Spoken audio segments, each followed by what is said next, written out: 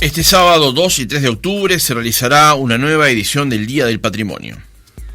Este año la figura a homenajear es la del escritor, periodista, dirigente político y ensayista José Enrique Rodó, cuando se recuerdan los 150 años de su nacimiento. El lema es: las ideas cambian el mundo. Esta será la 27ª edición, de la edición del Día del Patrimonio, que, pandemia mediante, se realizará con todos los cuidados del caso. La agenda de actividades, todas ellas gratuitas, va desde una recorrida por el edificio cultural del complejo Torre de las Telecomunicaciones, una exposición de 2 trolebuses en Plaza Independencia y una exhibición de automóviles clásicos en el Automóvil Club, hasta unas visitas guiadas por la Iglesia Cristo Obrero, recientemente declarada por UNESCO como Patrimonio Mundial. También estará abierta la sede de la Dirección Nacional de Loterías y Quinielas, edificio de 1887 que pertenecía al Hospital de Caridad. Esta mañana en nuestra entrevista central recibimos a William Rey, director general de la Comisión de Patrimonio. Rey, ¿cómo le va? Buenos días, gracias por atendernos. Buenos días, ¿qué tal? ¿Cómo andan ustedes? Muy bien, muchas gracias por estar con nosotros esta mañana. Rey, ¿cuánto tiempo lleva preparar el fin de semana del patrimonio? Bueno, buena pregunta, pero lleva aproximadamente unos 7 meses de trabajo. Es una fiesta que se vive en todo el país, por lo tanto requiere de mucha instrumentación y bueno, muchas de esas, acciones previas están, podríamos decir, bastante aceitadas, pero eso no quiere decir de que no haya que hacer una fuerte coordinación, sobre todo porque año a año van cambiando los ecosistemas, es lo que yo le llamo los ecosistemas, que son en función del homenajeado, en función de la consigna, cambian los actores socios, podríamos decir, ¿no? Así como el tema de Rodó implica una sociedad permanente con la Sociedad Rodoniana, con la Academia de Letras, con las cátedras de literatura, también el año pasado el ecosistema era distinto, eran los médicos, era la salud, claro. Era la Academia de Medicina, y bueno, todo eso implica cambiar a los actores y trabajar con actores que son nuevos. Rey, obviamente que está dedicado este patrimonio 2021 a la figura de Rodó por su nacimiento, pero ¿qué características tiene y cómo se va a homenajear en este caso a este pensador? Bueno, está bien. Yo lo primero que quiero decir que este pensador tuvo reflexión importante sobre la cuestión patrimonial, porque muchas veces asociamos a Rodó a las parábolas de Motivos de Proteo, al propio Motivo de Proteo, a Ariel, a una serie de obras, y olvidamos que tiene una interesante reflexión. Bueno, como actor político tuvo una ley en vínculo con la creación de algunos monumentos. O sea, es un individuo que pensó mucho en la relación entre los bienes artísticos y el espacio público y la sociedad, la capacidad que tenían esos monumentos de dirigir mensajes, de establecer un diálogo con la población que es capaz de verlo y apreciarlo. Independientemente de esto, hay una serie de actividades que tienen que ver con conferencias, con arenas, polémicas y, por supuesto, también con exposiciones. Hay exposiciones específicas dedicadas a Rodó, Rodó y su tiempo, Rodó y la ciudad de Montevideo, Rodó y su viaje, Rodó y las artes.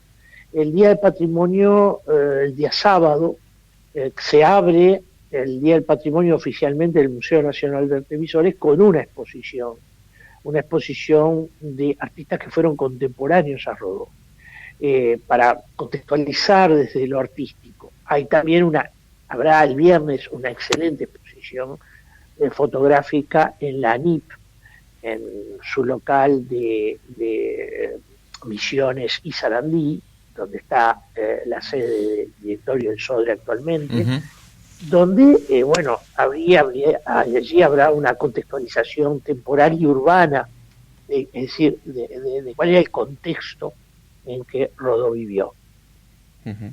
Es una exposición básicamente fotográfica.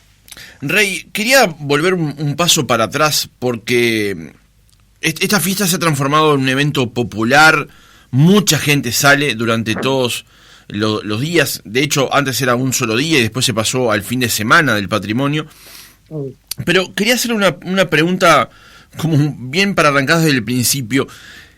¿Qué se considera patrimonio? ¿O a partir de qué eventos o a partir de qué decisiones algo se transforma en patrimonio de la nación?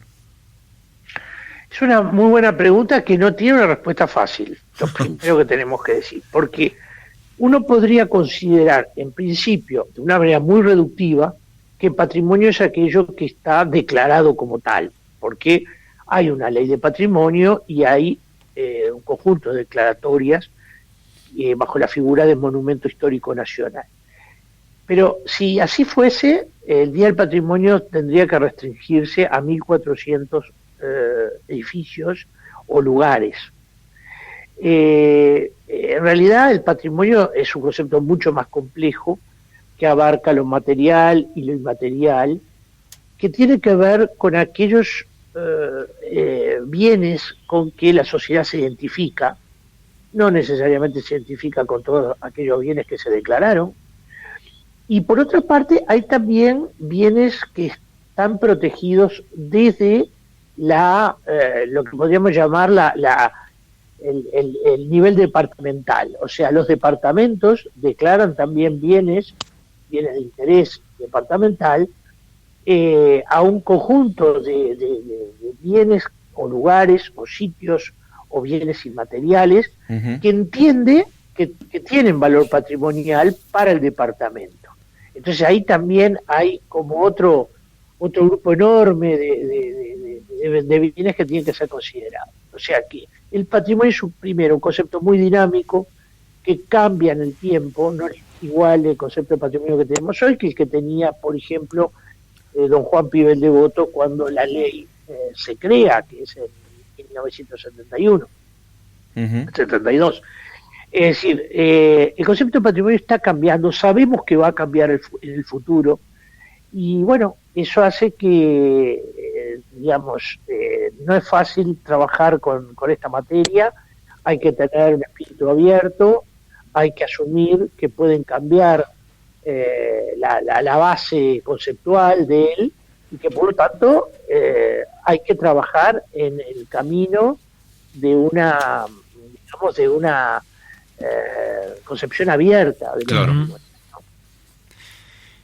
¿Qué recomendaciones haría? Sé que hay muchísimas cosas para ver.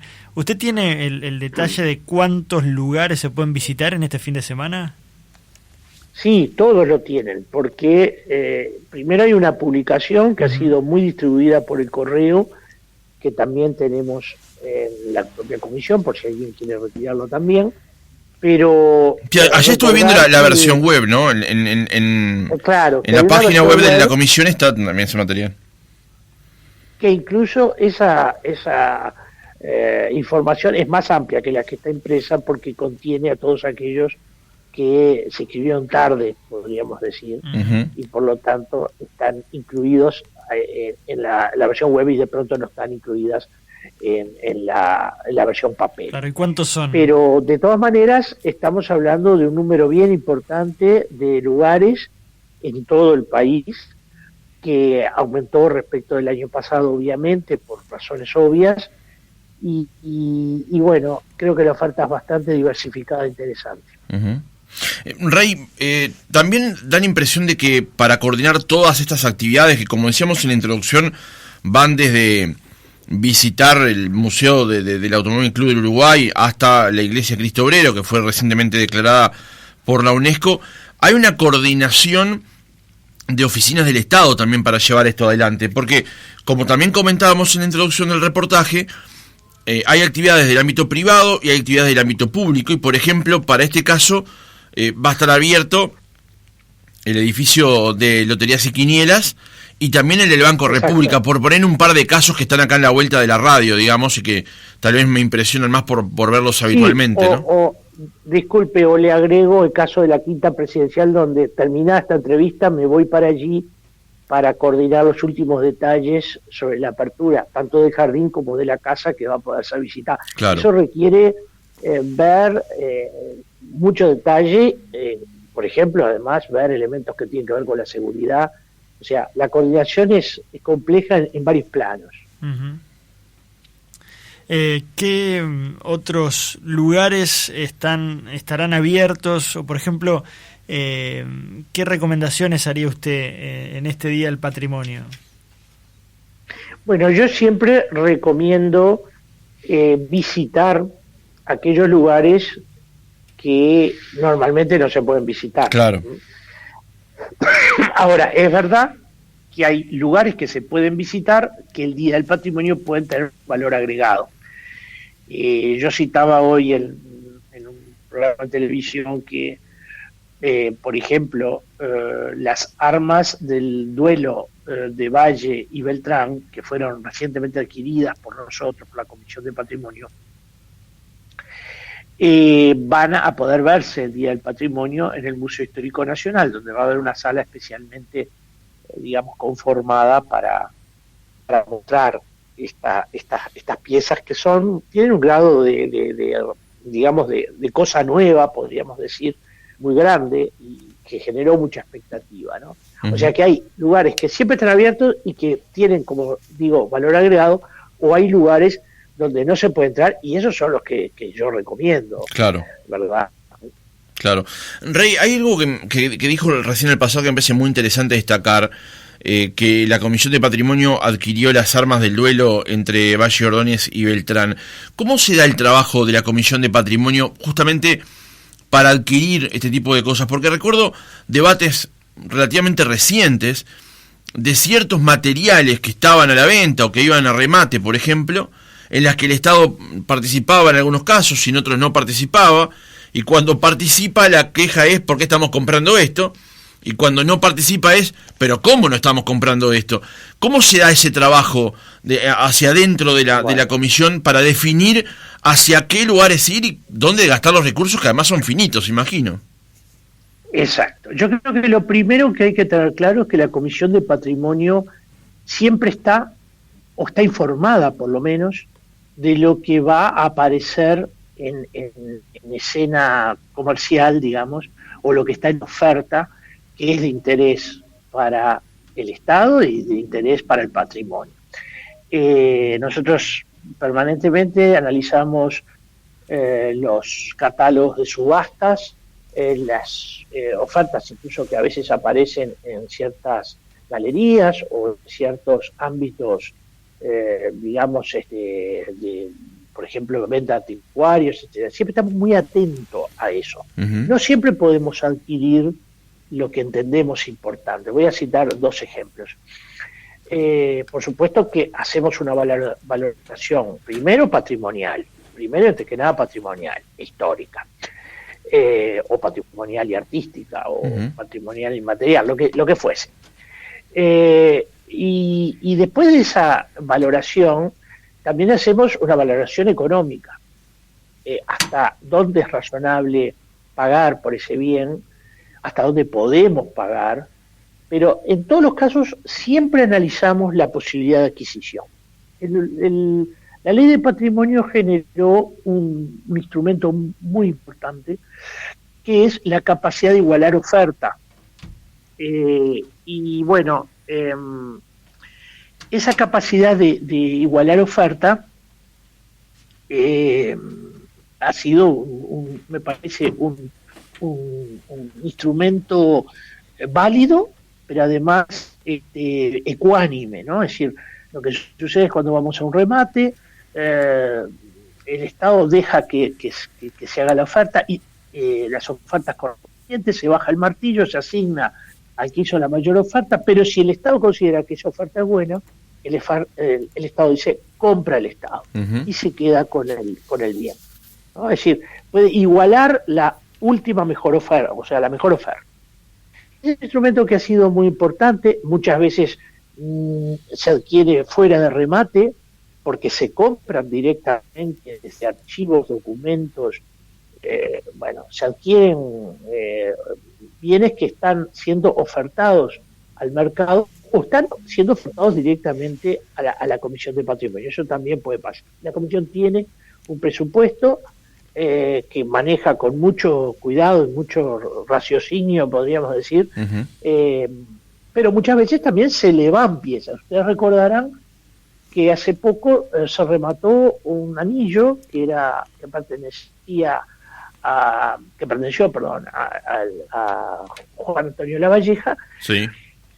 Y era un bien que conocíamos perfectamente la trazabilidad, porque esta es otra cuestión, ¿no? Es decir, abordar la trazabilidad del bien, estar seguro de que ese bien perteneció a la persona que corresponde.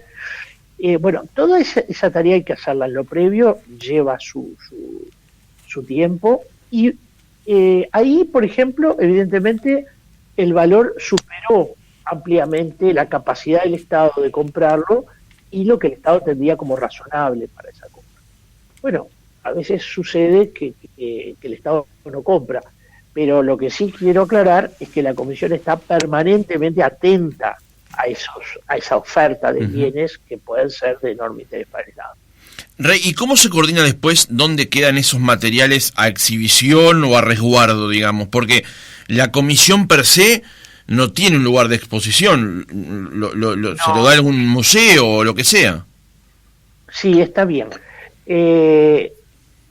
Cuando la comisión lo adquiere, lo puede adquirir porque entiende por sí misma que el objeto es valioso y debe estar en museo, o muchas veces puede adquirirlo porque otra institución del Estado lo está reclamando. ¿No? Está diciendo, para nosotros es importante contar con ese objeto, con ese bien, y obviamente que en ese caso va directamente a la institución que lo reclama. Otras veces permanece un tiempo en la comisión hasta tanto el organismo que tiene que recepcionarla tenga las condiciones para recepcionarla. Y algunas veces salen de manera muy directa y rápida hacia el sitio histórico o hacia el sitio tradicional que debe quedar. O sea que hay situaciones como distintas. Muchas veces es el Archivo General de la Nación, otras veces es el Museo Histórico, otras veces ha sido el Museo Nacional de Artes Visuales, cuando se ha tratado de compras de obra artística, por ejemplo. ¿Y la comisión tiene un presupuesto o tiene que hacer una petición al Ministerio de Economía? ¿Cómo funciona esa dinámica? No. Por suerte la comisión tiene un presupuesto, porque si no, estaríamos llegando prácticamente tarde a todas las compras, ¿no? Claro. Es decir, no, la comisión tiene un presupuesto para la compra de objetos artísticos, documentales, o bienes, digamos que tienen un valor histórico específico. No, tiene por suerte un presupuesto, es un presupuesto adecuado, yo diría, no diría que tenemos un bajo presupuesto en ese sentido, y bueno, estamos, yo diría, bastante satisfechos, contentos con lo que venimos adquiriendo de acuerdo a la oferta que ha habido en el mercado, digamos, en los últimos 2 años. Rey, este fenómeno del Día del Patrimonio, en donde miles de personas salen a las calles en busca de edificios emblemáticos, de obras, de lugares, es un fenómeno uruguayo. ¿Cómo se explica? ¿En otros países hay eventos similares? ¿Qué nos puede contar de eso? Sí, nosotros no inventamos el Día del Patrimonio. Francia se nos había adelantado, digamos, con este magnífico invento. Ahora, creo que cuando el Uruguay lo crea, tiene un éxito tan inmediato y por momentos un alcance que incluso no es fácil de ver en otros lugares. El fenómeno del Día del Patrimonio es un fenómeno increíble, yo le diría. Increíble por el número de personas que participa, por las distintas edades en que forman parte de ese público ávido de conocer sitios, y también yo diría por el efecto, el impacto que ha tenido en la valoración de lo patrimonial. Claro. Alguna vez yo dije, si tuviese solo 10 pesos al año para invertir en patrimonio, lo invertiría en divulgación, porque la divulgación es el camino mejor para conservar el patrimonio, para reconocerlo, valorarlo, y bueno, la primera operación es divulgarlo, o sea, darlo a conocer. Y yo creo que el Día del Patrimonio ha jugado ese rol fundamental, que es divulgarlo. Ustedes piensen cómo antes del Día del Patrimonio, ¿qué lugar tenía en la materia patrimonio cultural en la agenda política? Prácticamente nula. En cambio, hoy el tema patrimonial está en todos los programas de los partidos políticos. Hay una atención del sector político cuando se produce algún hecho no deseado en el patrimonio. Claro. El patrimonio ha adquirido un sentido y un valor enorme y se ha metido en la agenda política necesariamente. Y esto me parece fundamental. Y creo que gran parte de eso se lo debe al Día del Patrimonio. Ahora, Rey, esto más que una pregunta es una reflexión. A mí sí me llama la atención cómo estamos esperando deseosamente que llegue el fin de semana del patrimonio para ir a ver aquellos que podemos ver habitualmente. Lo mismo pasa con la noche de los museos están abiertos todos los días, pero llega la noche de los museos y los museos se llenan de gente. A veces también está el marketing bien entendido de rodear a una actividad que está presente siempre con unas vestimentas diferentes para venderlo mejor y generar alrededor de ellos una actividad que tenga la trascendencia que tiene hoy por hoy el Día del Patrimonio. Sí, exactamente. A ver, el hecho de que todo coincida con un estado de situación que es la atmósfera propia de un día de visita, de salida incluso compartida, hace que sucedan cosas como la que tú decís. Es decir, visitar, hacer grandes colas para ver algo que en realidad está abierto todos los días. Exacto. A veces esos lugares, como dije, pueden tener valores agregados, específicos para el Día del Patrimonio. A veces no. Pero bueno, yo creo que la concentración de actividades es muy tentadora porque yo puedo ir a un lado, voy a otro. O sea, puedo en poco tiempo ver una cantidad de cosas que me interesan. Y esto es un poco el diferencial, ¿no? En ese sentido, en algún momento se dijo, bueno, pero un Día del Patrimonio no alcanza, vayamos a 2. Y cuando fuimos a 2, yo en aquel momento dije a 2 y nada más que a 2.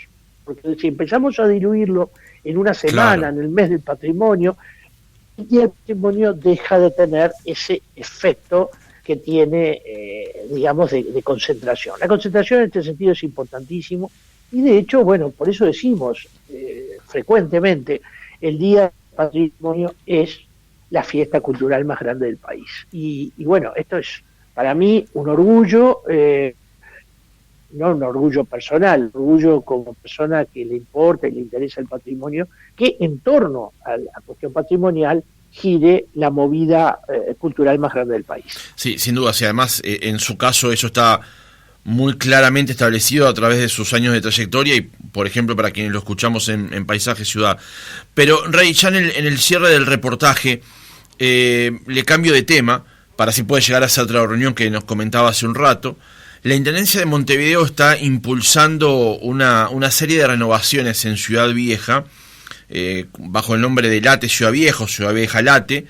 ¿Esto sí, cómo lo está evaluando la Comisión de Patrimonio con las eventuales afectaciones que pueda tener esta iniciativa de la Intendencia? Bueno, cuando se empezó a hacer público en realidad a través de redes y de algunos espacios acotados el proyecto, yo inmediatamente planteé que la Comisión del Patrimonio Cultural de la Nación tenía que tener opinión y autorización sobre ese proyecto, o sea, capacidad de autorización.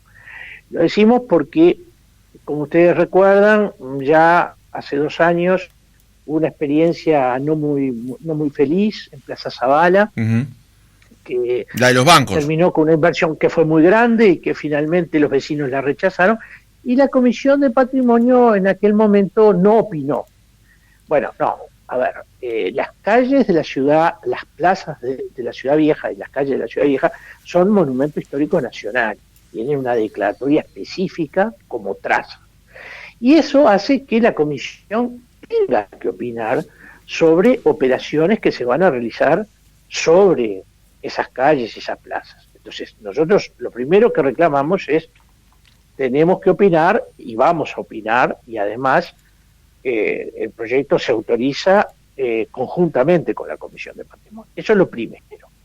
Lo segundo que planteamos, y esto ya más en dimensión de opinión, que estamos preocupados con algunas de las propuestas dentro de ese plan Ciudad Vieja, porque creemos que puede tener una incidencia fuerte y más bien negativa en ciertos propósitos que todos queremos, como por ejemplo, frenar el vacío de Ciudad Vieja, alentar el residencialismo, pero alentar también que haya actividad terciaria.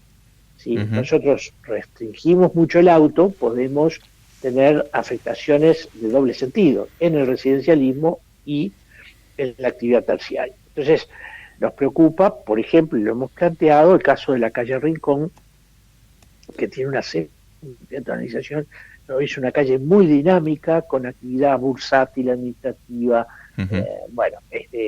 comercial, de estacionamiento.